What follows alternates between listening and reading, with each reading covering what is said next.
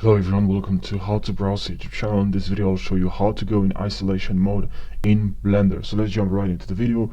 It's really simple. So what you have to do is to press on your numpad on this. So select the cube or the object, and then all you have to do is click on this.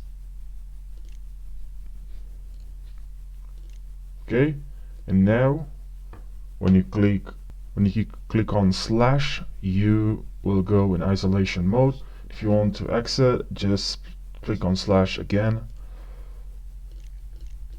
So I hope this video helped you. This is basically how you go in local mode, or local mode. So thank you for watching this video, and don't forget to subscribe for more tutorials. I'll really appreciate that.